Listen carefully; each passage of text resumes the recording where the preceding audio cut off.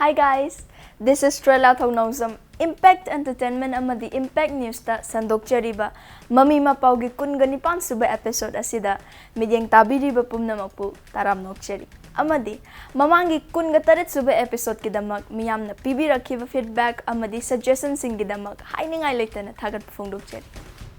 Ngasigi episode asida kari karamba mapao sing puduna lakchariba ge haibadu miyamgi mafamda thamjage.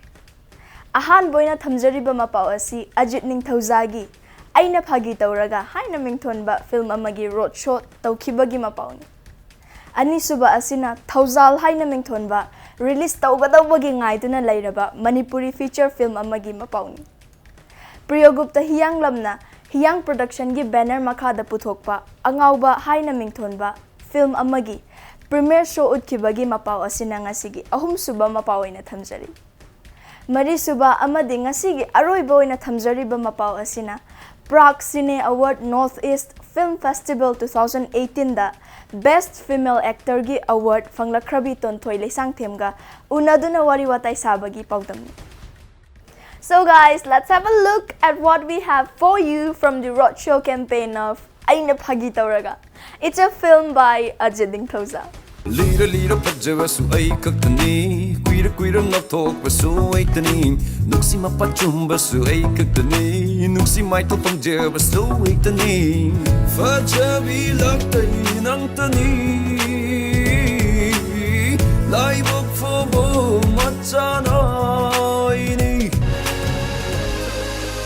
Mami Mapao Film Production gi banner makhad Ajit Ningthawjagi saireng ba editor madi lamjing lamtak thaudang loduna amade herojit na puthokuna aina phagi tauraga haina minthon ba Manipur feature film ma June omda MSFDS ki ningthina leiteng lam auditorium da laibak miyam da khudol tamni na ba agan mawong da sem sabi ki thabak chathari film asigi cinematography ki thaudang Mohan Kangla na lobagaloina na Galifana costume design tobigi sin pang bagaloina na nauton longjam na makeup ki thaudang lori script writer oina awardee amasu oiriba Mr. Momocha Konthawjam ngasi akoiga thengnabagi tanjado fange ana film aje aina phagi tawraga haiba film aje ju damam chani ibni ko film sigi wari tak thokpadi na tabida theme oina habitang haibirawa film ni sengna itadi family life sang matamda family ama yumba mina matamda khoigi haiba laiba nupi and nupa je sida yam thina understanding ma changina ona khoina nupi ama hekta na nupa hekta life ka following theme matamda yam thiba yam luba ma oiba sengna itadi adu polos film ji utli komaina tawraga hekta thengnaraga hekta nusinaraga yaba natte aduga ke film ji comedy oidora khon yengmada di comedy gi type te mane khoina film ji haiba message pi na hona bada rom com haidare ko romantic romance comedy om da khoina on thok film ji khoina semjabane wari script je matamda haiba Ajit Ningthawjagi director ga punna tanaraga haidare ko je si idea jing je krai dagi lakpige di isa je hana dagi ju ibirak pra mai to bire sengna haitadi ai je ibdem pamjare adu ithokta ba haitare adu ai je Facebook ba Facebook ta page ta wari ibu matamdo round 2011 12 dai da khoi iba haurakhi matamdu da ko adu si dana kuire adu ko yam pamak pa haitare adu exposure di phangda ba yam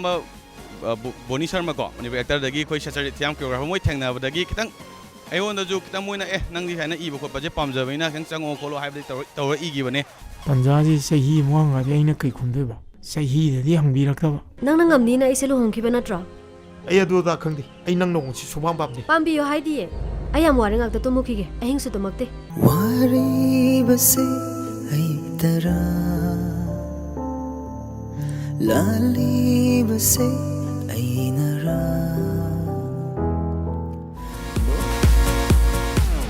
Rahul Blue na sai palibi sai kya bu sori senzam Amarjit Lorem bamamade sangita ahumna sahik tamna film masida miyam gi pungning sumat na balak na gadawdi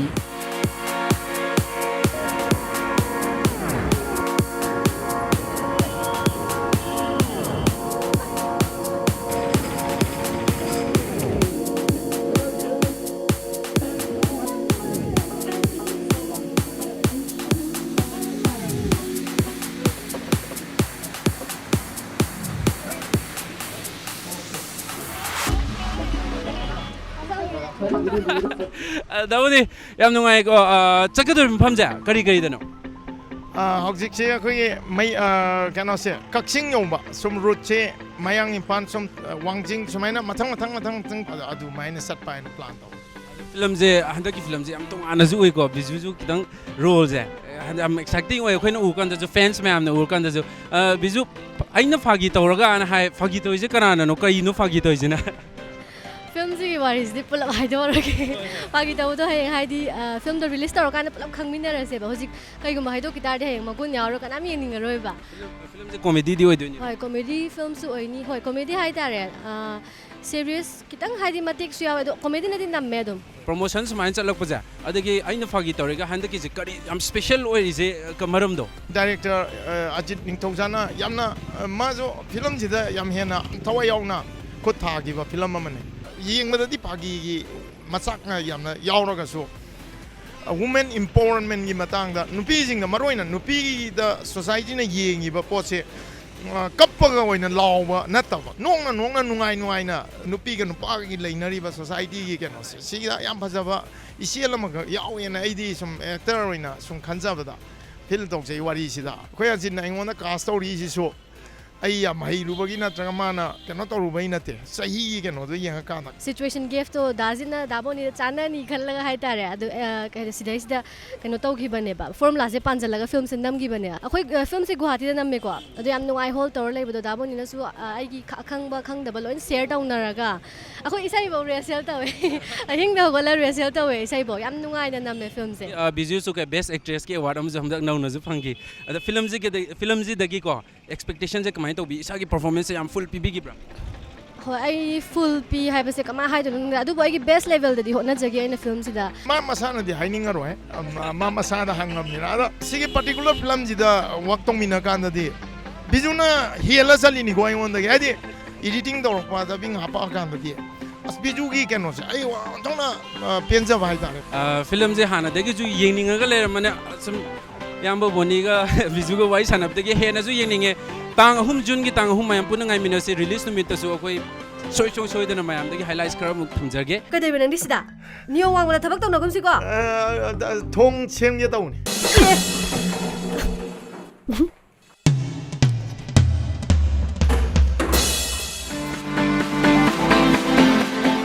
ꯀꯅꯥꯗ ꯐꯥꯒꯤ ꯇꯧꯔꯤꯕ ꯍꯥꯏꯕꯗꯨ ꯃꯣꯃꯣꯆꯥ ꯈꯣꯟꯊꯧꯖꯝꯅ screen ꯄ꯭ꯂꯦꯒꯤ ꯊꯧꯗꯥꯡ ꯂꯧꯔꯤꯕ ꯑꯃꯗꯤ ꯕꯤꯖꯨꯅ VFXꯀꯤ ꯁꯤꯟ ꯄꯥꯡꯂꯤꯕ June 3ꯗ premier ꯁꯣ ꯎꯠꯀꯗꯧꯔꯤꯕ ꯐꯤल्म ꯑꯁꯤ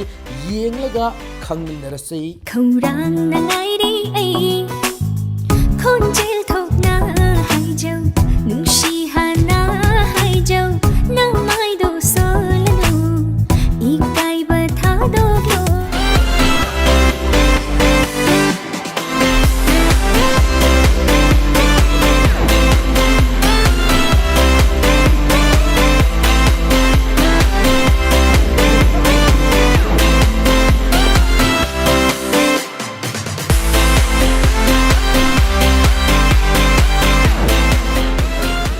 ꯖꯨꯟꯒꯤ ꯇꯥꯡ 3ꯗ ꯔꯤꯂꯤꯁ ꯇꯧꯒꯗꯕ ꯐꯤꯂꯝ ꯑꯩꯅ ꯐꯥꯒꯤ ꯇꯧꯔꯒ ꯍꯥꯏꯔꯤꯕ ꯐꯤꯂꯝ ꯑꯁꯤꯒꯤ ꯔꯣꯗ ꯁꯣ ꯑꯁꯤ ꯀꯛꯆꯤꯡ ꯌꯧꯔꯛꯑꯦ ꯃꯌꯥꯝꯒ ꯎꯅꯗꯅ ꯑꯩꯈꯣꯏꯒꯤ ꯐꯤꯂꯝ ꯑꯦꯛꯇꯔꯁꯤꯡꯒ ꯑꯗꯩ ꯀ꯭ꯔꯤꯌꯨ ꯃꯦꯝꯕꯔꯁꯤꯡ ꯇꯦꯛꯅꯤꯀꯦꯜ ꯇꯤꯝ ꯂꯣꯏꯅ ꯄꯨꯜꯂꯒ ꯉꯥꯏꯍꯥꯛ ꯋꯥꯔꯤ ꯋꯥꯇꯥꯏ ꯁꯥꯕꯒꯤ ꯇꯥꯟꯖꯥ ꯂꯧꯖꯕꯅꯦ ꯄꯥꯔꯇꯤꯀꯨꯂꯔ ꯐꯤꯂꯝ ꯑꯁꯤ ꯈꯛꯇ ꯅꯠꯇꯅ ꯃꯅꯤꯄꯨꯔ ꯐꯤꯂꯝꯕꯨ ꯅꯨꯡꯁꯤꯕꯤꯕꯒꯤ ꯁꯛꯂꯣꯟ ꯑꯃ ꯑꯩꯈꯣꯏ ꯉꯁꯤ ꯎꯕ ꯐꯪꯉꯤ ꯂꯩꯔꯤ ꯃꯌꯥꯝꯁꯤꯗ ꯑꯩꯈꯣꯏꯅ ꯗꯥꯕꯣꯅꯤ ꯉꯁꯥꯏꯗꯩ ꯂꯥꯛꯏ ꯃꯌꯥꯝꯁꯦ ꯑꯩꯈꯣꯏꯗ ꯍꯥꯏꯗꯤ ꯌꯥꯝ ꯀꯣꯑꯣꯄꯔꯦꯁꯟ ꯐꯖꯅ ꯄꯤꯕꯤꯗꯅ ꯑꯩꯈꯣꯏꯗ ꯊꯋꯥꯏ ꯍꯛꯆꯥꯡ ꯌꯥꯎꯅ ꯍꯥꯏꯗꯤ ꯁꯦꯌꯔ ꯇꯧꯕꯤꯔꯛꯄꯗꯣ ꯐꯤꯂꯝꯁꯦ ꯌꯥꯝꯅ ꯍꯥꯏꯗꯤ ꯄ꯭ꯔꯃꯣꯁꯟ ꯇꯧꯕꯁꯤꯗꯤ ꯌꯥꯝꯅ ꯑꯄꯦꯟꯕ ꯑꯃ ꯑꯣꯏꯖꯩ ꯑꯩꯈꯣꯏꯗ ꯃꯌꯥꯝꯒꯤ ꯀꯩꯅꯣꯗꯩꯁꯨ ꯃꯥꯏ ꯄꯥꯛꯄꯁꯨ ꯑꯣꯏꯖꯔꯒꯦ ꯑꯗꯨ ꯍꯦꯟꯅ ꯑꯩꯈꯣꯏ ꯍꯧꯖꯤꯛ ꯃꯈꯥ ꯇꯥꯅ ꯆꯠꯆꯔꯒ ꯐꯤꯂꯝꯁꯦ ꯍꯦꯟꯅ ꯃꯥꯏ ꯄꯥꯛꯅꯕ ꯑꯩꯈꯣꯏ ꯀꯟꯅ ꯍꯣꯠꯅꯖꯔꯒꯦ ꯅꯪꯅ ꯉꯥꯏꯔꯤꯗꯣ ꯌꯦꯡꯂꯤꯗꯣ ꯑꯩꯕꯨ ꯉꯥꯏꯕꯅꯤ ꯑꯩꯅ ꯂꯥꯛꯂꯤꯁꯨ ꯅꯪꯕꯨ ꯊꯦꯡꯅꯅꯕꯅꯤ ꯁꯤ ꯌꯧꯔꯛꯑꯗꯤ ꯆꯤꯟꯒꯁꯦ ꯊꯤꯅꯤꯡꯉꯛꯀꯗꯧꯔꯦꯅ ꯅꯪ ꯄ꯭ꯔꯣꯐꯥꯏꯜ ꯀꯩ ꯍꯥꯞꯀꯦ ꯑꯗꯨꯗꯤ ꯕꯦꯕꯤ ꯄꯤꯡ ꯃꯆꯨꯒꯤ ꯐꯨꯔꯤꯠ ꯂꯤꯠꯂꯦꯕ ꯐꯖꯔꯝꯃꯅꯤ ꯑꯗꯨꯗꯤ ꯇꯥꯃꯣꯁꯨ ꯍꯜꯂꯛꯑꯕꯅꯤꯅ ꯐꯤ ꯍꯣꯡꯗꯣꯛꯄꯤꯔꯝꯃꯣ ꯆꯥꯛꯁꯨ ꯑꯩꯅ ꯄꯨꯟꯅ ꯊꯣꯡꯉꯕꯅꯦ ꯑꯩ ꯆꯥꯛ ꯊꯤꯖꯔꯝꯃꯒꯦ ꯂꯥꯛꯄꯤꯔꯣꯀꯣ Wow, what a campaign! Soidana mai pakani miyamna pamnaba film amasu soidana oibirau. Mathangi asina release taunaba sem saduna leiriba TriStar Cinema gi banner makhada puthokliba Thogjal haina mingthonba film amagi Mapauni milyang taminas. ꯏꯃꯥ ꯏꯄꯥ ꯍꯥꯠꯈꯤꯕ ꯃꯤꯁꯤꯡꯗꯨ ꯀꯅꯥꯅꯣ ꯏꯃꯥ ꯕꯕꯥ ꯍꯥꯠꯈꯤꯕ ꯃꯤꯁꯤꯡꯗꯨ ꯀꯅꯥꯅꯣ ꯇꯥꯃꯣ ꯏꯃꯥ ꯕꯕꯥ ꯍꯥꯠꯈꯤꯕ ꯃꯤꯁꯤꯡꯗꯨ ꯀꯅꯥꯅꯣ ಕಪ್ಕನು ಹೋಗಲು ಹೋಗಲು ಸರ್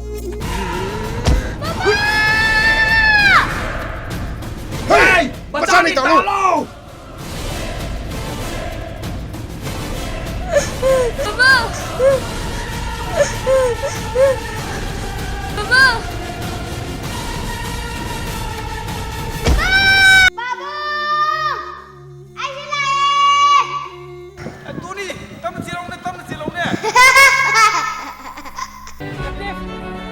Three-star cinema की बैनर मखाद क्रिस्टिना की वारी स्क्रीन प्ले डायलॉग प्रोडक्शन में लमजिंग लमताक मखाद पानखटपा थौजाल है मिंगथोन मणिपुरी फीचर फिल्म हमेंद्र ने लेबाक मियाम द खुदोल तमगदौरी फिल्म के सिनेमाटोग्राफी की थौदांग रणबीर ने लौरी मेकअप के सीन थाना प्रदीप न पांग मगलोना जिम कैली न एडिटर की थौगाई लौरी हर फिल्म से इनाउचा बिमोल के एच क्रिस्टिना सैरांग गोपी कोकन सैपाली सहेक सिंह आरबिन देव्या रमेश नरेश काजल सहेक तमली काइकू रामचरण यूनिवर्स पेनी जोय गौरदास हैप्पी राजेन चिंगो क्या सतम लांग फिल्म से करी पाउजल पीरबगे हाइबदो मयाम पुन खंगमिनबगी तंजा अदुदे ngaiminnab tari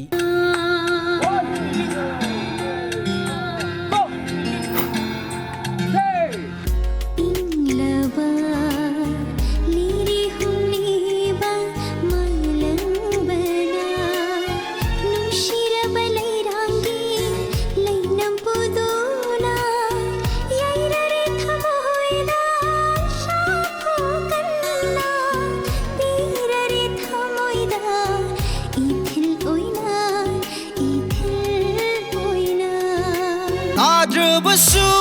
nungshibagi wahai nafamdagi aigi ifamda ongamdana chakliba wa maishe nafamdadi tadaba oyuko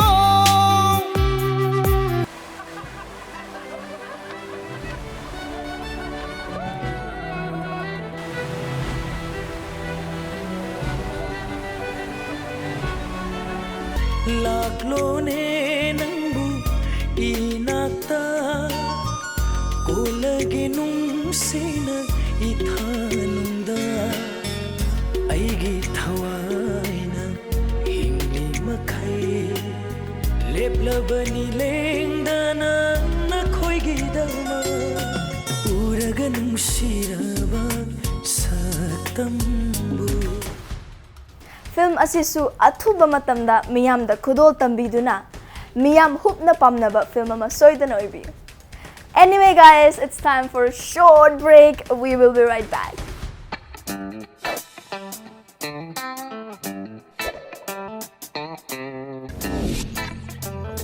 Nasibo kawara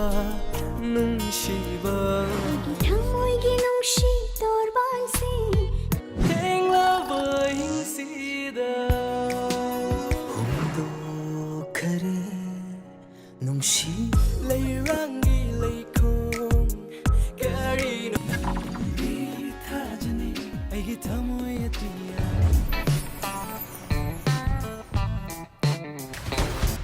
Welcome back to Mami Mapao. Episode asigi ahum suboina thamjariba asi Priyo Gupta Hiyang Lamna Hiyang Production gi banner makhada puthokpa angauba hairiba film asigi premiere show utkibagi mapawni kana kana ngaukhrbage haibadu amukta midiyeng taminasi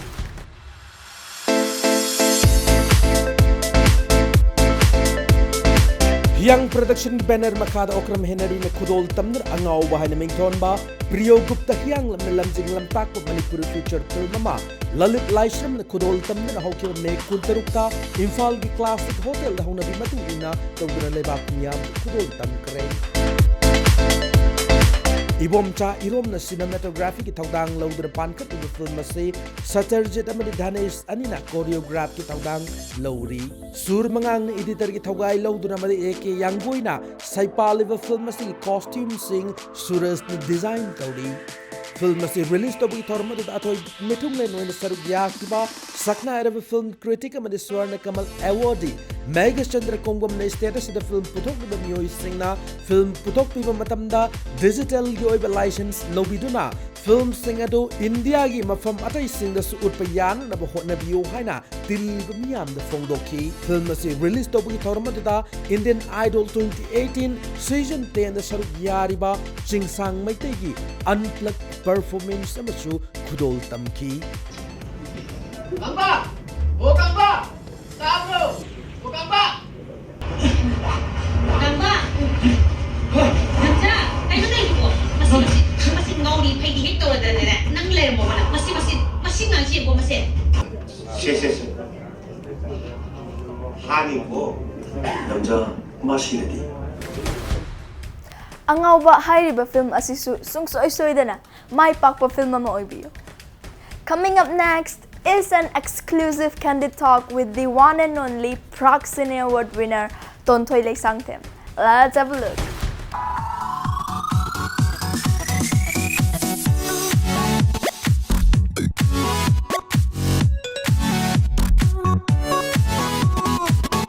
Hi everyone, welcome to the Candid Talk of Mami Mapao. Khoi na hojik leijariba pham asi mayam da tapna haijage Manipur ki film industry da adumak leherogada national awardee handakna na Prague Cine Awards 2018 da best actor in a leading role female da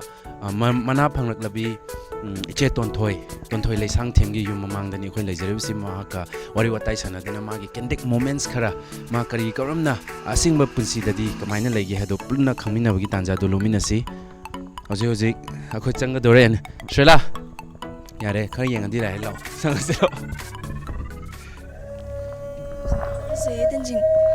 mafam sida ngawre ado ai chu cha number man bre thoicha number man ro ma u bai na u se ado gi sum yengam bani ki boy lakoi khara tawraga ado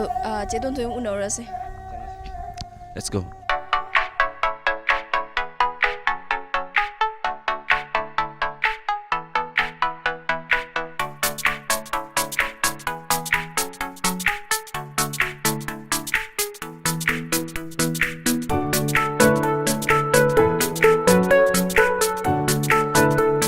Mayam ako hojik iche tonthoi gi yum dagi ngak walking tholok poina leiri mafam ase mayam na khangbidaba oirungani habidi film city Manipur gi film city gi sagat kadoriba site adugi mafam dudune iche dagi ju khara adugi maram kitang hena iche mafam jigi maram kitang habiyo अखोई की lump से चिंखू कवे याम pick खुंगंग ने अखोई युमनाक जामगा खर खक ताबा history दा यावबा lump अम खकने हाय तारे अदा हंदकी अखोइना लाक्चरी जे मेन ओइना हंदकी प्राग सिनी अवार्ड्स 2018 की को नोटिस की ओइना चेनगा लीड फिल्म अखोइ जम नुंगाइ जे first congratulation thank you so much इचे सिगी एक्सपीरियंस एम ता हाबियो प्राग सिनी अवार्ड सी याम नुंगाइ हाय तारे अखोइना सुम अवार्ड अखोइ सिदै द स्टेट के अवार्ड पिबदो हाना अखोइना अनाउंस तौरब मतुंग द कोन अवार्ड सेरेमनी जे पांगथोकपने अदो मफम दुददि अखोइ प्राग सिनी अवार्ड से नुमिदिनी अखोइ नॉमिनेशन जे खंकल मतुंग द नॉमिनेशन सिंग से लोइना कौरगा मफम सिदा हाय तारे अखोइ फंक्शन से नुमिदिनी तवे प्राग सिनी अवार्ड की फंक्शन से अदो आहार मरम मिसिदना अखोइ टेक्निकल सेक्शन के लोइना बक अदुदा अवार्ड से येनथोए अदुगा अनि सुबु नुमिसना अखोइ गी हाय तारे यामना कोइ थमोइ निक निक लावा नुमिदा मोय हले सेकेंड डे से अदो ममांग दसु आई चचखरे प्राग सिनी अवार्ड की अदुदा आई बेस्ट एक्ट्रेस लौग्रे ममांग दा पाट की थरो हाइबा ककाओ ओके नमक चमना डायरेक्शन पीबीबा फिल्म दुदा अदुगा हंतक सी चही म काल कांदा हंतक सी मु फिल्म थाजन बद लाइबक फदना कका बीस गुप्तना डायरेक्शन पीबा इचे तंफा हाइबा चिन फिल्म्स की फिल्म से मु यावरकपनि नॉमिनेशन दा अकोइ जे असमीज एक्टर्स सिंगी ओइबा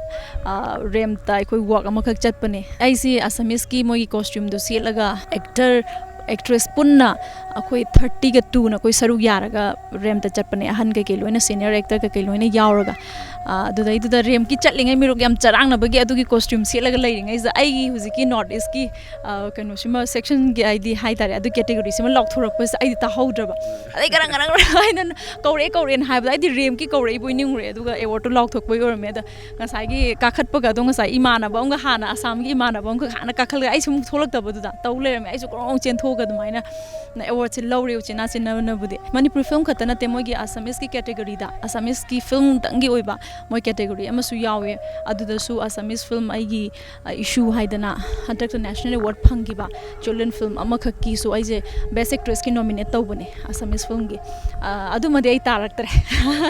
ꯑꯗ ꯑꯩꯁꯨ ꯍꯪꯒꯦ ꯇꯧꯖꯔꯝꯃꯤꯅꯦ ꯏꯁꯨ ꯑꯅ ꯃꯣꯏꯅꯁꯨ ꯑꯩꯈꯣꯏꯅ ꯁꯨꯝ ꯄꯥꯕ ꯀꯥꯟꯗ ꯏꯁꯨ ꯑꯅ ꯐꯤꯂꯝ ꯑꯃꯁꯨ ꯌꯥꯎꯕ ꯑꯁꯥꯃꯤꯁ ꯃꯨꯚꯤꯅꯦꯅ ꯇꯥꯏ ꯑꯗꯣ ꯁꯤꯒꯤ ꯃꯨꯚꯤꯒꯤ ꯃꯇꯥꯡꯁꯤꯗꯤ ꯀꯃꯥꯏꯅ ꯏꯆꯦꯗ ꯀꯃꯥꯏꯅ ꯂꯥꯛꯈꯤꯕ ꯀꯟꯇꯦꯛꯁꯦ ꯑꯗꯨꯒ ꯃꯨꯚꯤꯁꯤꯒꯤ ꯃꯇꯥꯡꯗꯀꯣ ꯈꯤꯇꯪ ꯊꯤꯝꯒꯨꯝꯕ ꯍꯥꯏꯇꯥꯔꯦ ꯑꯃ ꯑꯩꯈꯣꯏꯒꯤ ꯏꯁꯨꯒꯤ ꯗꯤꯔꯦꯛꯇꯔ ꯑꯣꯏꯕꯁꯤ ꯑꯗꯨꯝ ꯏꯟꯗꯤꯌꯥꯒꯤ ꯃꯃꯥꯡꯗ ꯅꯦꯁꯅꯦꯜ ꯑꯦꯋꯥꯔꯗ ꯀ꯭ꯔꯤꯇꯤꯛ ꯑꯦꯋꯥꯔꯗ ꯐꯪꯈꯤꯕ ꯑꯗꯨꯒꯨꯝꯕ ꯗꯤꯔꯦꯛꯇꯔꯅꯦ ꯃꯥꯁꯦ ꯀꯃꯥꯏꯅ ꯇꯧꯔꯤꯅꯣ ꯈꯪꯗꯦ ꯑꯩꯉꯣꯟꯗꯁꯨ ꯀꯣꯟꯇꯦꯛꯁꯦ ꯂꯥꯛꯄꯗ ꯑꯩ ꯌꯥꯝ ꯉꯛꯅ ꯊꯣꯛꯈꯤ ꯑꯗ ꯑꯍꯥꯟꯕꯗꯗꯤ ꯑꯩꯁꯦ ꯃꯣꯏꯅ ꯑꯁꯥꯃꯤꯁꯇ ꯉꯥꯡꯗꯣꯏꯅꯦ ꯍꯥꯏꯕꯁꯦ ꯑꯩꯗꯤ ꯍꯩꯔꯔꯣꯏꯅ ꯑꯗꯨꯝ ꯍꯥꯏꯔꯦ ꯀꯩꯅꯣꯗ ꯃꯥꯅ ꯁ꯭ꯀ꯭ꯔꯤꯞꯇꯣ ꯊꯥꯔꯛꯄ ꯃꯇꯝꯗ ꯌꯥꯝ ꯌꯥꯝꯈ꯭ꯔꯦꯕ ꯑꯩꯒꯤ ꯁꯤꯟꯗꯣ ꯑꯗ ꯉꯥꯡꯒꯗꯕꯗꯣ ꯌꯥꯝꯗ ꯑꯩꯁꯦ ꯀꯣꯟꯐꯤꯗꯦꯟꯁ ꯋꯥꯠꯄ ꯍꯥꯏꯇꯥꯔꯦ ꯑꯩ ꯉꯝꯗꯧꯕ ꯁꯨꯡꯃꯥꯟ ꯃꯥꯟꯗꯕ ꯑꯗ ꯑꯩ ꯃꯣꯏꯗ ꯑꯗꯨꯝ ꯔꯤꯀ꯭ꯋꯦꯁ ꯇꯧꯋꯤ ꯃꯁꯤꯗꯤ ꯑꯩ ꯀꯨꯝꯃꯔꯣꯏꯒꯦ ꯁꯨꯃꯥꯏꯅ ꯇꯧꯋꯤ ꯎꯠꯄꯜꯗ ꯑꯩ ꯁꯤ ꯃꯇꯝꯗꯤ ꯌꯥꯕꯤꯔꯣꯏ ꯀꯨꯝꯃꯔꯣꯏꯒꯦꯅ ꯃꯥꯅ ꯀꯩꯗꯧꯕꯩ ꯌꯥꯝ ꯊꯤꯅ ꯅꯤꯡꯍꯟꯅꯔꯤꯅꯣ ꯍꯥꯏꯗꯤ ꯀꯩꯗꯧꯕꯒꯤ ꯉꯝꯃꯣꯏꯗꯣꯏꯅꯣ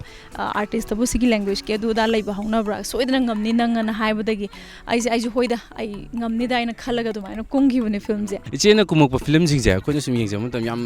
ꯌꯥꯝꯅꯁꯨ ꯀꯨꯝꯕ ꯎꯗꯦ ꯑꯗꯨ ꯈꯔ ꯀꯨꯝꯃꯛꯄꯁꯤꯗ ꯑꯦꯋꯥꯔꯗꯀ ꯍꯦꯛꯇ ꯐꯪꯕ ꯍꯦꯛꯇ ꯑꯣꯏꯕ ꯍꯥꯏꯇꯥꯔꯦ ꯁꯤꯒꯤꯁꯦ ꯏꯆꯦꯒꯤꯗ ꯀꯔꯤ ꯍꯥꯏꯗꯤ ꯁꯤꯀ꯭ꯔꯦꯠ ꯍꯥꯏꯇꯥꯔꯦ ꯅꯠꯇ꯭ꯔꯒꯅ ꯏꯆꯦꯅ ꯁꯤꯃꯗꯤ ꯑꯩ ꯑꯗꯨꯝ ꯁꯨꯡꯁꯣꯏ ꯁꯣꯏꯗꯅ ꯉꯥꯛꯇꯅ ꯆꯠꯂꯤ ꯍꯥꯏꯕ ꯋꯥꯒꯨꯝꯕ ꯑꯃ ꯈꯤꯇꯪ ꯃꯁꯤ ꯑꯩꯒꯤ ꯑꯣꯏꯕ ꯑꯗꯨ ꯑꯗꯥ ꯍꯥꯏꯅ ꯀꯩꯁꯨ ꯂꯩꯇꯦ ꯃꯁꯤ ꯑꯩꯒꯤ ꯑꯣꯖꯥ ꯒꯨꯔꯨꯅ ꯆꯥꯟꯕꯤꯕ ꯏꯁꯣꯔꯅ ꯆꯥꯟꯕꯤꯕ ꯑꯗꯒꯤ ꯑꯩꯒꯤ ꯑꯣꯖꯥ ꯒꯨꯔꯨꯗꯨꯅ ꯅꯤꯌꯣꯝ ꯆꯨꯝꯅ ꯑꯩꯉꯣꯟꯗ ꯇꯥꯛꯄꯤꯔꯛꯄ ꯑꯩꯅ ꯇꯥꯛꯄꯤꯔꯤꯕ ꯈꯔꯗꯨ ꯑꯩꯅ ꯄꯥꯡꯊꯣꯛꯆꯕ ꯉꯝꯕ ꯑꯗꯨꯒ ꯗꯥꯎꯗꯁꯨ ꯈꯔ ꯂꯩꯔꯦ ꯑꯩꯉꯣꯟꯗ ꯑꯐꯕ ꯁ꯭ꯀ꯭ꯔꯤꯞꯇꯣ ꯂꯥꯛꯄꯒꯤꯗꯃꯛꯇ ꯑꯩꯅꯁꯨ ꯑꯗꯨꯝ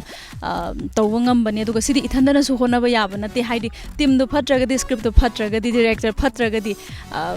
ꯑꯩꯅ ꯐꯩ ꯍꯥꯏꯔꯁꯨ ꯗꯤꯔꯦꯛꯇꯔꯅ ꯐꯩ ꯍꯥꯏꯔꯁꯨ ꯍꯦꯛꯇ ꯌꯥꯕ ꯅꯠꯇꯦ ꯑꯗꯨꯅ ꯉꯁꯥꯏꯒꯤ ꯇꯤꯝ ꯋꯥꯔꯛꯀꯤ ꯑꯐꯕ ꯄꯣꯠ ꯑꯃꯈꯛ ꯑꯩꯉꯣꯟꯗ ꯊꯦꯡꯅꯔꯨꯕ ꯑꯩꯒꯤ ꯂꯥꯏꯕꯛꯇ ꯊꯦꯡꯅꯔꯨꯕ ꯑꯣꯖꯥ ꯒꯨꯔꯨꯅ ꯉꯁꯥꯏꯒꯤ ꯅꯤꯌꯣꯝ ꯆꯨꯝꯅ ꯑꯩꯕꯨ ꯈꯨꯠ ꯁꯝꯃꯒ ꯄꯨꯕꯤꯕ ꯂꯝꯕꯤ ꯇꯥꯛꯄꯤꯕ ꯑꯗꯨꯒ ꯃꯌꯥꯝꯅ ꯅꯨꯡꯁꯤꯕꯤꯕ ꯑꯗꯒꯤ ꯑꯩꯒꯤ ꯁꯤꯅꯤꯌꯔ ꯑꯥꯔꯇꯤꯁ ꯃꯌꯥꯝ ꯐꯃꯟꯕꯒꯤ ꯍꯥꯏꯇꯥꯔꯦ ꯃꯣꯏꯅꯁꯨ ꯑꯩꯒꯤ ꯑꯁꯣꯏꯕꯗ ꯑꯗꯨꯝ ꯅꯨꯡꯁꯤꯕꯤꯗꯅ ꯇꯥꯛꯄꯤꯕ ꯑꯗꯨꯒꯨꯝꯕ ꯃꯌꯥꯝꯗꯨꯅꯅꯦ ꯍꯥꯏꯅ ꯑꯩꯗꯤ ꯈꯜꯂꯤ ꯑꯩꯈꯣꯏ ꯃꯅꯤꯄꯨꯔ ꯐꯤꯂꯝ ꯏꯟꯗꯁꯇ꯭ꯔꯤꯁꯤꯗ ꯌꯨꯝ ꯄꯥꯟꯅꯕꯁꯦ ꯃꯌꯥꯝ ꯌꯥꯎꯈ꯭ꯔꯦꯕꯀꯣ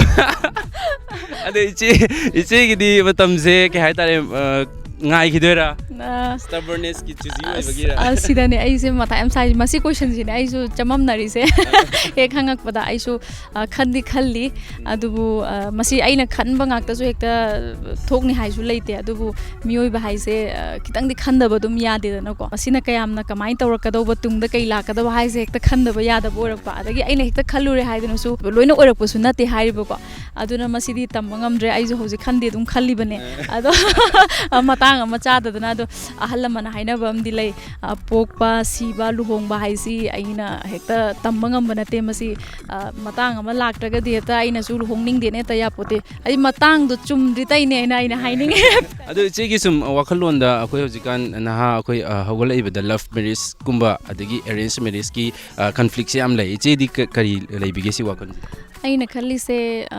अखोयगी रोमदा हाइतारे अखोयगी चटनबिदा हाइरगा लव ता अरेंज तौरगा होंगबदो अदो पामे हाइतारे अनिमक अस याम फजबो आंसर ने लव ता अरेंज तौरगा होंगबा असि आइसु पामगदोरे इचेगी वखलदुना मयामना हाइजे लव अदि अरेंज ता मारा याम यतनबनेबा द लव ता अरेंज याम फजय अदो इचे होगी युमदा के हाइतारे इचे जे हानादगी अंगांग ओरिङैदगी सिदा दुम लैबिरक्रा आइसे अंगांग ओरिङैदगी सिदाना अनम्ब दुम लैरे अखोयगी इखुरा सिंग अदुगा अखोयगी सागै पुपो हे मयामदि थांमै बन्द लै अदुसु अदुददि याम कुइकुइना lab ngamde do sum akoina ngasai artistic kainoma lai taira akoigi sinara khangde haitare adum khungangda leibusna nungai jaba phawba sugumba chingman kari kras ge nature ge khara naknari ge hena nungai badongna aingonda phawja badong tawe ai angang oringai da akoi dada hoy ge yamna adum sanaminare aduna ngasai gi akoi gi khun gi pukhi achauba leibada ngasai gi iroiba hek chatpada pi ingai haitare yamna chahi 6-3 swai da iroiba se adum moi gi matung ele iroiba de moina u kare hekta kaningba adagi masi mi loina bak bodi nate ado ai gi oina haitare nupana ngamaga khoi ke dobe ngamoidoino hoi moina khitang physically strong oiraga su akoi ke dobe ngamoidoino mi ni na kaina hairaga moina hek tawbase ai su ngamda yade ne hekta pangthokpa dugumba physical walking se aduna khara hojik phawba dum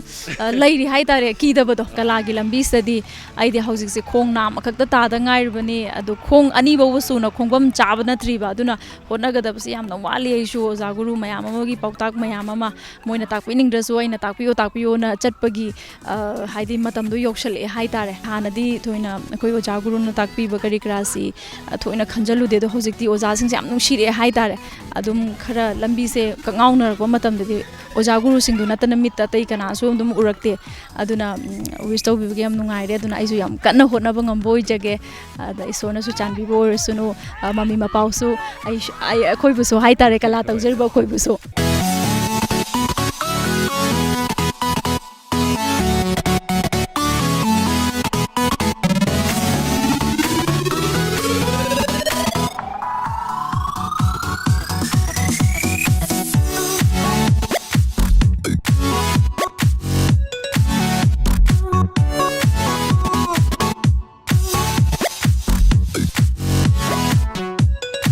guys, ꯑꯩꯁꯨ at last chance ꯐꯪꯉꯦ ꯆꯦꯇꯟꯇꯣꯏꯒ ꯎꯅꯅꯕ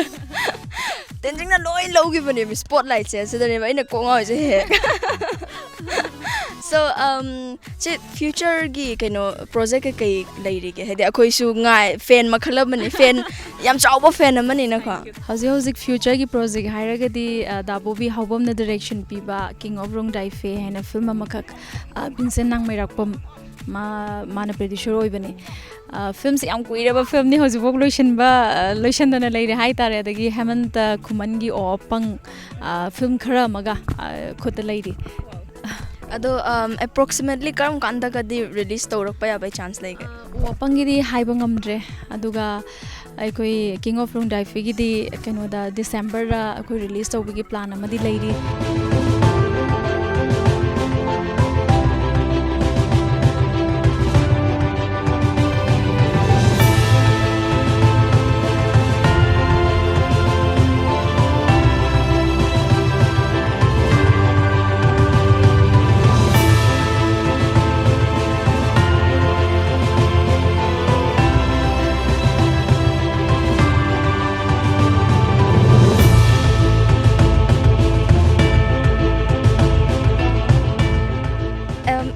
ꯑꯣꯏꯔꯝꯗ ꯇꯥꯔꯒꯗꯤ ꯆꯦ ꯗꯣꯟꯍꯣꯏꯁꯦ ꯀꯩꯒ ꯑꯣꯏꯔꯝꯗꯧ ꯃꯥꯟꯒꯦ ꯑꯩꯁꯤ ꯀꯔꯤꯒꯨꯝꯕ actor ꯑꯣꯏꯔꯝꯗ ꯇꯥꯔꯒꯗꯤ ꯑꯩꯅ ꯈꯟꯕ ꯄ꯭ꯂꯦꯌꯔ ꯑꯃꯗꯤ ꯁꯣꯏꯗꯅ ꯑꯣꯏꯔꯝꯅꯤꯅ ꯈꯜꯂꯦ ꯑꯩꯗꯔ ꯑꯩꯈꯣꯏꯒꯤ ꯑꯦꯊ꯭ꯂꯦꯇꯤꯛ ꯂꯣꯝꯗ ꯂꯩꯕ ꯑꯃ ꯅꯠꯇ꯭ꯔꯒꯅ ꯑꯩ ꯐꯨꯠꯕꯣꯜ ꯁꯣꯏꯗꯅ ꯁꯥꯟꯅꯔꯝꯒꯅꯤ ꯐꯨꯠꯕꯣꯜ ꯁꯥꯟꯅꯕꯁꯨ ꯃꯌꯥꯝ ꯑꯃ ꯂꯩꯔꯦ ꯃꯅꯥꯛꯇ ꯑꯗꯣ ꯎꯕꯗ ꯀꯩꯝꯒꯗꯤ ꯐꯥꯎꯕꯤꯗ꯭ꯔꯕ ꯍꯧꯖꯤꯛꯀꯥꯟ ꯌꯥꯝ ꯐꯥꯎꯋꯦ ꯌꯥꯝ ꯁꯥꯟꯅꯅꯤꯡꯗꯅ ꯅꯣꯡ ꯐꯥꯗꯣꯛꯁꯨ ꯑꯗꯨꯝ ꯑꯩ ꯍꯥꯄꯦꯟ ꯑꯃ ꯁꯦꯠꯂ ꯊꯣꯛꯑꯒ ꯅꯨꯄꯥ ꯃꯆꯥ ꯃꯌꯥꯝꯒꯤ ꯃꯔꯛꯁꯤꯗ ꯁꯥꯟꯅꯕꯁꯨ ꯑꯗꯨꯝ ꯌꯥꯎꯗꯕ ꯅꯠꯇꯦ ꯌꯥꯎꯋꯦ ꯑꯗꯨꯝ ꯍꯦꯛ ꯁꯪꯉꯒꯗꯤ ꯍꯥꯏꯇꯥꯔꯦ ꯍꯥꯏꯗꯤ ꯍꯥꯟꯅ ꯐꯨꯠꯕꯣꯜ ꯁꯥꯟꯅꯔꯝꯕꯅꯤꯅ ꯍꯥꯏꯗꯤ ꯁꯤꯒꯤꯁꯦ ꯃꯌꯥꯝ ꯁꯥꯟꯅꯔꯛꯄ ꯎꯕꯗ ꯍꯥꯏꯗꯤ ꯏꯁꯥꯗ ꯂꯥꯡꯇꯛꯅꯕ ꯍꯥꯏꯗꯤ ꯁꯥꯟꯅꯅꯤꯡꯕꯒꯤ ꯑꯗꯨꯃꯥꯏꯅ ꯑꯗꯨꯝ ꯐꯥꯎꯋꯦ ꯍꯧꯖꯤꯛꯁꯨ ꯁꯤꯒꯤ ꯂꯝꯄꯥꯛꯁꯤꯃꯛꯇꯅꯦ ꯑꯩꯈꯣꯏꯅ ꯀꯟꯅ ꯀꯥꯎꯔꯒ ꯍꯧꯔꯛꯏꯁꯦ ꯂꯝꯄꯥꯛꯁꯦ ꯎꯕꯗ ꯀꯩ ꯍꯥꯏꯅꯤ ꯁꯨꯝ ꯏꯝꯐꯥꯜꯗ ꯂꯩꯍꯧꯔꯤꯕ ꯑꯉꯥꯡꯁꯤꯡ ꯍꯥꯏꯇꯥꯔꯦꯅꯦꯀꯣ ꯑꯩꯈꯣꯏꯒꯤꯁꯨ ꯏꯆꯟ ꯃꯌꯥꯝ ꯂꯩꯗꯅ ꯏꯅꯥꯎꯄꯥ ꯀꯩꯀꯥ ꯑꯗꯣ ꯃꯣꯏꯁꯦ ꯁꯥꯟꯅꯐꯝ ꯏꯐꯪ ꯐꯪꯗꯕꯗꯧꯅ ꯇꯧꯕ ꯑꯗꯅ ꯍꯥꯏꯗꯤ ꯂꯥꯏꯔꯤꯛꯀꯤ ꯑꯗꯨꯒꯤ ꯍꯦꯟꯅ ꯄ꯭ꯔꯦꯁꯔꯁꯦ ꯍꯦꯟꯕꯔꯥ ꯍꯥꯏꯅ ꯈꯜꯂꯦ ꯁ꯭ꯋꯥꯏꯗꯗꯤ ꯍꯦꯛ ꯌꯦꯡꯕ ꯀꯥꯟꯗ ꯌꯥꯝ ꯅꯨꯡꯉꯥꯏꯕ ꯑꯃ ꯀꯩꯅꯣ ꯇꯧꯕꯗꯣ ꯑꯗꯣ ꯆꯦ ꯗꯣꯟꯊꯣꯏ ꯋꯥꯈꯜꯗ ꯁꯨꯝ ꯂꯩꯗꯅ ꯑꯗꯨꯒꯤ ꯃꯇꯥꯡꯗ ꯈꯤꯇꯪ ꯍꯥꯏꯕꯤꯌꯨꯅꯦ ꯁꯤ ꯂꯥꯏꯔꯤꯛ ꯈꯛꯇꯪꯒꯤꯁꯨ ꯅꯠꯇꯕ꯭ꯔꯥ ꯍꯥꯏꯅ ꯈꯜꯂꯦ ꯑꯩꯈꯣꯏ ꯁ꯭ꯋꯥꯏ ꯂꯩꯀꯥꯏꯗꯒꯤ ꯌꯥꯝꯅ ꯍꯥꯏꯗꯤ NDAꯒ ꯐꯥꯎꯕ ꯑꯗꯒꯤ ꯑꯩꯈꯣꯏ ꯇꯝꯖꯔꯔꯣꯏ ꯀꯥꯏꯅꯒ ꯗ꯭ꯔꯣꯞ ꯇꯧꯕ ꯑꯉꯥꯡ ꯃꯌꯥꯝ ꯑꯃ ꯌꯥꯎꯗꯕ ꯅꯠꯇꯦ ꯑꯗꯨꯗꯒꯤ ꯁꯥꯏꯅꯤꯛ ꯁ꯭ꯀꯨꯜꯗ ꯇꯝꯕ ꯁꯥꯇ꯭ꯔ ꯃꯌꯥꯝ ꯑꯃꯁꯨ ꯌꯥꯎꯋꯤ ꯃꯣꯏꯁꯨ ꯑꯗꯨꯝ ꯊꯣꯛꯇꯅ ꯁꯥꯟꯅꯩ ꯑꯗꯣ ꯃꯁꯤ ꯑꯩꯅ ꯈꯟꯕꯗ ꯃꯁꯤ ꯃꯔꯨꯑꯣꯏꯅ ꯁ꯭ꯄꯦꯁꯀꯤ ꯏꯁꯨꯔ ꯍꯥꯏꯅ ꯈꯜꯂꯦ ꯑꯥꯗꯗꯤ ꯁ꯭ꯄꯦꯁꯁꯤ ꯂꯩꯇꯕꯅꯤꯅ ꯉꯁꯥꯏ ꯁꯥꯟꯅꯐꯝꯁꯦ ꯂꯩꯔꯛꯇꯕꯅꯤꯅ ꯃꯔꯨꯑꯣꯏꯅ ꯃꯣꯕꯥꯏꯜꯗ ꯒꯦꯝ ꯁꯥꯟꯅꯕ ꯈꯣꯠꯄ ꯑꯗꯩ ꯉꯥꯏꯍꯥꯛ ꯁꯪꯀꯥꯟꯗ ꯑꯗꯨꯝ ꯂꯥꯏꯔꯤꯛ ꯄꯥꯕ ꯅꯠꯇꯅ ꯑꯗꯒꯤ ꯁꯥꯟꯅꯔꯁꯨ ꯏꯃꯨꯡꯗ ꯀꯩꯗ ꯉꯥꯏꯍꯥꯛ ꯁꯥꯟꯅꯕ ꯅꯠꯇꯅ ꯁꯥꯟꯅꯐꯝꯁꯤ ꯄꯥꯛꯅ ꯂꯩꯇꯕꯅꯔ ꯍꯥꯏꯅ ꯈꯜꯂꯦ ꯑꯗꯨꯒ ꯁꯤꯗꯁꯨ ꯑꯉꯥꯡꯁꯤꯡꯗꯤ ꯂꯥꯏꯔꯤꯛꯀꯤ ꯍꯥꯏꯔꯒꯗꯤ ꯃꯃꯥ ꯃꯄꯥꯁꯤꯡꯁꯦ ꯌꯥꯝꯅ ꯑꯦꯝꯕꯤꯁꯤꯌꯁ ꯑꯣꯏꯕ ꯌꯥꯝꯅ ꯍꯦꯛꯇ ꯑꯉꯥꯡꯁꯤꯡꯁꯤ ꯁꯤ ꯑꯣꯏꯗ ꯌꯥꯗꯦꯅ ꯇꯧꯕ ꯃꯌꯥꯝ ꯑꯃ ꯌꯥꯎꯅꯔꯤꯕ ꯑꯗꯣ ꯆꯦ ꯗꯣꯟꯊꯣꯏ ꯑꯦꯛꯇꯤꯡꯁꯦ ꯀꯩꯗꯧꯕꯩ ꯆꯨꯁ ꯇꯧꯈꯤꯕꯅꯣ ꯃꯁꯤ ꯇꯁꯦꯡꯅ ꯍꯥꯏꯔꯗꯤ ꯑꯦꯛꯇꯤꯡꯁꯦ ꯑꯩ ꯌꯥꯝ ꯄꯤꯛꯉꯩꯗꯤ ꯑꯩ ꯀꯩꯗꯧꯕꯩꯅꯣ ꯍꯥꯏꯕꯁꯦ ꯑꯩ ꯍꯥꯏꯕ ꯉꯝꯗꯦ ꯑꯩꯅ ꯌꯥꯝ ꯄꯤꯛꯉꯩ ꯍꯦꯛ ꯒ꯭ꯌꯥꯟ ꯇꯥꯔꯛꯄꯗꯒꯤ ꯑꯦꯛꯇꯤꯡꯁꯤ ꯌꯥꯝ ꯄꯥꯝꯃꯒ ꯑꯗꯨꯝ ꯍꯧꯔꯛꯑꯦ ꯍꯥꯏꯗꯤ ꯑꯩꯈꯣই ꯁꯤꯗꯩꯗ ꯃꯥꯃ ꯅꯥꯒꯦꯁꯣꯔ ꯍꯥꯏꯅ ꯁꯨꯃꯥꯡ ꯂꯤꯂꯥꯒꯤ ꯌꯥꯝꯅ ꯃꯇꯝ ꯑꯃꯗ ꯐꯥꯎꯔꯝꯕ ꯑꯃꯈꯛ ꯂꯩ ꯑꯦꯛꯇꯔ ꯑꯃ ꯃꯥꯒꯤ ꯌꯨꯝꯁꯤꯗ ꯑꯩꯈꯣꯏꯅ ꯁ꯭ꯀꯨꯜ ꯀꯥꯗ꯭ꯔꯤꯉꯩꯗ ꯁꯨꯃꯥꯡ ꯂꯤꯂꯥꯁꯦ ꯇꯝꯃꯦ ꯃꯥꯒꯤ ꯁꯨꯃꯥꯡꯁꯤꯗ ꯑꯗꯨ ꯇꯝꯕꯗꯒꯤ ꯍꯧꯅ ꯑꯩꯁꯦ ꯆꯠꯂꯒ ꯑꯗꯨꯝ ꯃꯣꯏꯒꯤ ꯇꯝꯄꯥꯛꯇ ꯆꯥꯎꯔꯛꯑꯦ ꯍꯥꯏꯇꯥꯔꯦ ꯁꯨꯃꯥꯡ ꯂꯤꯂꯥꯁꯦ ꯌꯦꯡꯉꯦ ꯃꯇꯝꯗꯨꯗꯒꯤ ꯍꯧꯅ ꯅꯨꯄꯤ ꯁꯥꯕꯤꯁꯤꯡꯅ ꯑꯦꯛꯇꯤꯡ ꯇꯧꯕ ꯃꯌꯥꯝꯁꯦ ꯑꯗꯨꯝ ꯍꯦꯛꯇ ꯄꯥꯝꯃꯛꯄ ꯍꯛꯆꯥꯡ ꯑꯩꯗꯤ ꯏꯁꯥꯁꯤꯗ ꯑꯗꯨꯗꯒꯤ ꯑꯃꯨꯛ ꯑꯩꯈꯣꯏꯒꯤ ꯊꯥꯏꯅ ꯔꯪꯒꯣꯂꯤ ꯆꯤꯇ꯭ꯔꯍꯥꯔ ꯀꯥꯏꯅ ꯅꯣꯏ ꯈꯪꯍꯧꯕ꯭ꯔꯥ ꯈꯪꯗ꯭ꯔꯦ ꯑꯗꯨꯃꯥꯏꯅ ꯔꯪꯒꯣꯂꯤ ꯆꯤꯇ꯭ꯔꯍꯥꯔ ꯀꯥꯏꯅ ꯁꯟꯗꯦ ꯑꯗꯒꯤ ꯁꯇꯔꯗꯦ ꯁꯟꯗꯦꯗꯒ ꯂꯥꯛꯄꯁꯤꯗ ꯑꯩꯈꯣꯏ ꯃꯤꯅꯥ ꯀꯨꯃꯥꯔꯤ ꯍꯣꯏ ꯑꯗꯩ ꯃꯙꯨꯕꯂꯥ ꯍꯣꯏ ꯃꯈꯣꯏꯅꯒ ꯖꯒꯣꯏ ꯁꯥꯕ ꯀꯩꯗꯧꯕ ꯃꯁꯤ ꯎꯔꯒ ꯏꯁꯥꯁꯦ ꯂꯩ ꯌꯥꯗꯅ ꯀꯥꯆꯤꯟ ꯑꯃ ꯆꯪꯉ ꯐꯤ ꯃꯆꯥ ꯑꯃ ꯄꯥꯏꯔꯒ ꯎꯪꯕ ꯑꯁꯤ ꯁꯨꯃꯥꯏꯅ ꯁꯨꯝ ꯍꯧꯔꯦ ꯑꯗꯨꯅ ꯑꯦꯛꯇꯤꯡꯁꯤꯗꯤ ꯑꯩ ꯇꯧꯔꯝꯗ꯭ꯔꯒꯗꯤ ꯉꯥꯎꯅꯤꯅ ꯈꯜꯂꯦ ꯑꯦꯛꯇꯤꯡꯁꯤꯗ ꯌꯥꯝ ꯉꯥꯎꯖꯕ ꯍꯥꯏꯗꯤ ꯀꯅꯥꯅꯣꯝ ꯑꯣꯏꯔꯁꯨ ꯁꯦꯝꯒꯠꯂꯒ ꯍꯥꯏꯗꯤ ꯑꯩꯃꯛ ꯇꯧꯔꯝꯗ꯭ꯔꯒꯗꯤ ꯑꯗꯨꯃꯥꯏꯅꯕ ꯀꯅꯥꯅꯣꯝꯃꯒꯗꯤ ꯁꯦꯝꯒꯠꯂꯝꯗꯧ ꯑꯗꯨꯝ ꯃꯥꯜꯂꯦ ꯐꯪꯍꯧꯗ꯭ꯔꯗꯤ ꯑꯩ ꯑꯗꯣ ꯌꯥꯝ ꯂꯥꯏꯕꯛ ꯐꯩ ꯍꯥꯏꯇꯥꯔꯦ ꯑꯩ ꯁꯨꯃꯥꯏꯅ ꯑꯦꯛꯇꯤꯡꯗ ꯑꯩꯅ ꯄꯥꯝꯖꯕ ꯂꯝꯕꯤ ꯑꯃꯗ ꯆꯪꯕ ꯐꯪꯕꯁꯦ ꯑꯗꯣ ꯐꯦꯃꯤꯂꯤꯅꯗꯤ ꯑꯗꯨꯝ ꯁꯞꯄꯣꯔꯠ ꯇꯧꯕꯤꯕ꯭ꯔꯥ ꯅꯠꯇ꯭ꯔꯒ ꯑꯦꯛꯇꯤꯡꯒꯤ ꯃꯇꯥꯡꯗ ꯍꯥꯏꯗꯤ ꯑꯥꯔꯠꯀꯨꯝꯕꯁꯤꯗꯤ ꯑꯦꯛꯁꯦꯞ ꯇꯧꯕꯗ ꯈꯤꯇꯪ ꯋꯥꯕ ꯐꯦꯃꯤꯂꯤꯁꯨ ꯌꯥꯎꯋꯤꯗꯅ ꯑꯗꯣ ꯀꯃꯥꯏꯅ ꯇꯧꯕꯤꯈꯤꯒꯦ ꯆꯦꯒꯤ ꯑꯦꯛꯁꯄꯤꯔꯤꯌꯦꯟꯁꯇꯗꯤ ꯑꯩꯒꯤꯁꯤ ꯌꯥꯝꯅ ꯑꯁꯥꯡꯕ ꯋꯥꯔꯤ ꯑꯃꯈꯛꯅꯦ ꯐꯦꯃꯤꯂꯤꯗ ꯁꯞꯄꯣꯔꯠ ꯇꯧꯗꯦ ꯍꯥꯏꯕꯗꯤ ꯌꯥꯗꯦ ꯄꯤꯛꯏꯉꯩꯗꯒꯤ ꯍꯧꯅ ꯑꯩꯈꯣꯏꯒꯤ ꯏꯄꯨꯁꯤ ꯑꯩꯈꯣꯏꯅ ꯈꯪꯉꯛꯄꯗ ꯄꯨꯄꯨꯁꯤ ꯁꯧꯔꯥ ꯁꯥꯕ ꯑꯗꯒꯤ ꯋꯥꯔꯤ ꯂꯤꯕꯅꯦ ꯑꯣꯏꯔꯛꯏꯁꯦ ꯑꯗꯨꯒ ꯑꯩꯈꯣꯏ ꯕꯕꯥꯁꯤꯁꯨ ꯑꯃꯨꯛ ꯁꯨꯔ ꯃꯟꯗꯤꯔꯅ ꯒ꯭ꯔꯨꯞ ꯑꯃꯗ ꯗ꯭ꯔꯃꯥ ꯇꯧꯔꯝꯃꯤ ꯑꯣꯜ ꯏꯟꯗꯤꯌꯥ ꯔꯦꯗꯤꯑꯣꯒꯤ ꯑꯦꯄ꯭ꯔꯨꯞ ꯁꯤꯡꯒꯔꯅꯤ ꯑꯗꯨꯅ ꯕꯕꯥ ꯍꯣꯏꯅ ꯌꯥꯝ ꯄꯥꯝꯖꯅ ꯍꯧꯔꯦ ꯑꯗꯨꯕꯨ ꯑꯩꯈꯣꯏꯒꯤ ꯏꯃꯥꯁꯦ ꯃꯔꯨꯑꯣꯏꯅ ꯑꯩꯈꯣꯏꯁꯤ ꯌꯥꯝꯅ ꯑꯦꯀꯥꯗꯦꯃꯤꯁꯤꯌꯟ ꯑꯃ ꯑꯣꯏꯍꯟꯅꯤꯡꯕ ꯑꯗꯒꯤ ꯃꯔꯨꯑꯣꯏꯅ ꯑꯩꯈꯣꯏ ꯃꯥꯅ ꯄꯥꯝꯕꯁꯤ ꯗꯣꯛꯇꯔꯁꯤ ꯌꯥꯝ ꯄꯥꯝꯃꯦ ꯑꯩꯈꯣꯏꯁꯦ ꯑꯣꯏꯍꯟꯅꯤꯡꯕ ꯑꯗꯨꯅ ꯉꯁꯥꯏꯒꯤ ꯗꯣꯛꯇꯔ ꯑꯣꯏꯅꯕ ꯍꯣꯠꯅꯕꯗ ꯑꯇꯣꯞꯄ ꯐꯤꯜꯗ ꯆꯠꯈ꯭ꯔꯒꯗꯤ ꯉꯁꯥꯏ ꯂꯥꯏꯔꯤꯛꯇ ꯆꯪꯉꯔꯣꯏ ꯍꯥꯏꯗꯅ ꯌꯥꯝ ꯊꯤꯡꯉꯝꯃꯦ ꯑꯗꯨꯕꯨ ꯎꯄꯥꯏ ꯂꯩꯇꯦ ꯍꯥꯏꯇꯥꯔꯦ ꯑꯩꯒꯤ ꯑꯄꯥꯝꯕ ꯃꯅꯨꯡꯗ ꯆꯥꯛꯏꯕ ꯑꯄꯥꯝꯕꯒꯤ ꯑꯣꯝꯃꯒ ꯆꯥꯛꯏꯕꯁꯤꯅ ꯉꯁꯥꯏꯒꯤ ꯐꯨꯒꯥꯏꯔꯛꯄ ꯀꯥꯟꯗꯗꯤ ꯎꯄꯥꯏ ꯂꯩꯇꯕ ꯑꯗꯨꯅ ꯏꯃꯥ ꯍꯣꯏꯁꯨ ꯍꯧꯖꯤꯛꯇꯤ ꯑꯗꯨꯝ ꯁꯞꯄꯣꯔꯠ ꯇꯧꯕꯤꯔꯦ ꯍꯥꯟꯅꯗꯤ ꯌꯥꯝ ꯊꯤꯡꯉꯝꯃꯦ ꯑꯗꯣ ꯍꯧꯖꯤꯛꯇꯤ ꯏꯃꯥ ꯍꯣꯏꯅ ꯍꯦꯟꯅ ꯌꯥꯝꯅ ꯍꯥꯏꯇꯥꯔꯦ ꯕꯕꯥ ꯍꯣꯏ ꯏꯃꯥ ꯍꯣꯏ ꯍꯦꯟꯅ ꯑꯁ ꯅꯪ ꯁꯨꯃꯥꯏꯅ ꯇꯧꯕꯗꯣ ꯅꯪ ꯁꯤꯗ ꯁꯣꯏꯕ ꯃꯥꯜꯂꯤ ꯁꯤꯗ ꯁꯨꯃꯥꯏꯅ ꯇꯧꯕ ꯃꯥꯜꯂꯤ ꯁꯨꯃꯥꯏꯅ ꯇꯧꯔꯗꯤ ꯍꯦꯟꯅ ꯐꯖꯅꯤ ꯀꯥꯏꯅꯀꯣ ꯌꯥꯝ ꯅꯨꯡꯉꯥꯏ ꯍꯥꯏꯇꯥꯔꯦ ꯍꯧꯖꯤꯛꯇꯤ ꯑꯩ ꯀꯤꯗꯕꯁꯨ ꯈꯔ ꯍꯦꯟꯀꯠꯂꯦ ꯑꯀꯤꯕꯁꯨ ꯍꯦꯟꯀꯠꯂꯦ ꯁꯤꯅꯦꯃꯥꯗ ꯎꯕꯗꯗꯤ ꯌꯥꯝꯅ ꯀꯩꯅꯣ ꯑꯣꯏꯅ ꯉꯥꯛ ꯂꯩꯔꯒ ꯑꯃꯨꯛ ꯅꯨꯄꯥ ꯁꯥꯕꯤ ꯍꯥꯏꯅ ꯑꯃꯨꯛ ꯊꯣꯛꯂꯛꯀꯅꯤ